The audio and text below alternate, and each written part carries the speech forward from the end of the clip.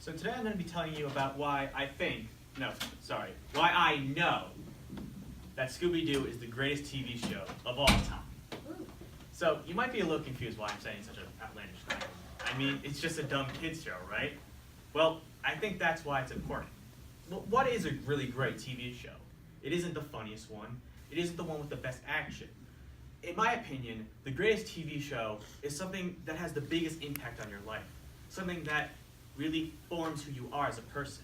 And I think that Scooby-Doo does a great job of molding us into a great human being.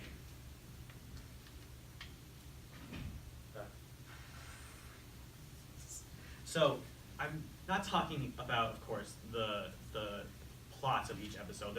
Every episode is exactly the same. But it's the core ideas that are in each episode and the fundamental building blocks that come from each episode. So, this is an example of what modern children are watching nowadays on YouTube and TV. So, it's a lot of bright colors, loud, flashy. It's just stimuli. This isn't teaching anyone anything. It's just distracting kids and making parents watch ads so that they'll buy whatever sells. And that's where Scooby-Doo came in. It wasn't trying to sell you anything. It was trying to teach you a lesson. And it was trying to do that with something that was very simple, but at the same time, very important. It's characters. And I don't mean the minor 49er or the Black Knight. I mean the kids. The 4 kids who were just normal kids. They lived lives just like any of us, and they showed the audience the building blocks of how we could become better people. So each character has a quality that can help us when we are moving into the future about how we can become a better person. So an obvious one is Velma. So when we think of Velma, we think of the nerd, right? Well, that's the exact mindset that Scooby-Doo is trying to stop enforcing. Because while Velma's a nerd, and maybe she's a little quirky, she still isn't an outsider. She's not a misfit. She has 4 friends who love and care about her. She romanticizes the idea of intelligence. She teaches kids that it's okay to question things, that we should be exploring the reality that we live in and not be scared by it, but rather encourage us to see things in a new perspective. And so maybe that one's a little bit obvious. Oh, Velma's the smart one. Makes sense, right? So moving on, I have Daphne. And a lot of people just think of Daphne as the pretty one, which is ridiculous. No one is defined by just their looks. And if you think of someone just by the way they appear outwardly, then that's as ridiculous as a talking dog. And so, see, Daphne does take pride in her appearance, but that's not all she has. She's brave. She's always willing to run right into a dangerous situation to help others. She's braver than probably I am and probably most of you are. I mean, she spends her Friday nights in haunted castles and spooky museums. I don't do that on my Friday nights. Another thing I don't do on my Friday nights is make traps out of cannonballs and crossbows and old springs. But that's exactly what happens in episode 3 of Scooby-Doo in 1969. That trap made by Fred Jones. And Fred Jones is incredibly intuitive. He's incredibly intuitive.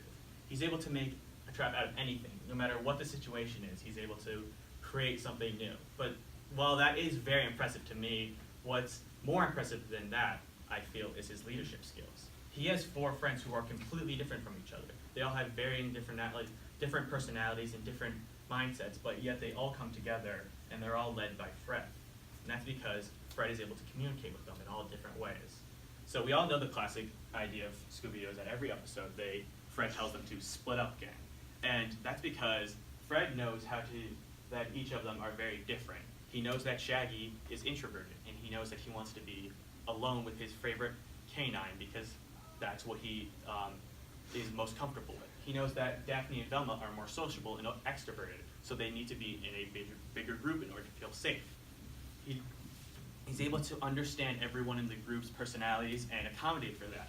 And that's something that many people nowadays, even adults, don't truly understand. They only think about themselves and they don't put the members of their group first. Imagine if every single leader in our society cared deeply and understood the needs of each of their members. I think that each group would, every community would be much more powerful.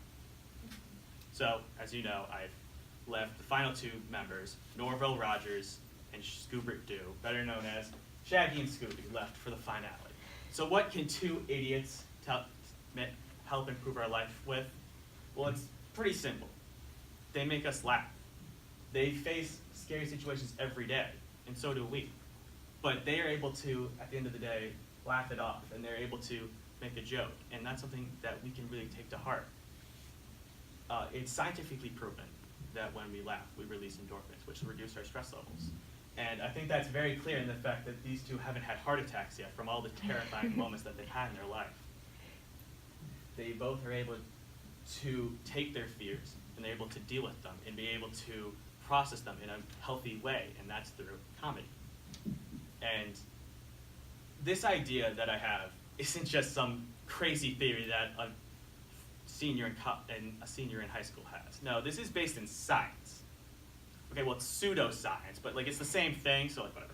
So it stems from the ancient Greek humors, which are 4 personalities which work together to create one human.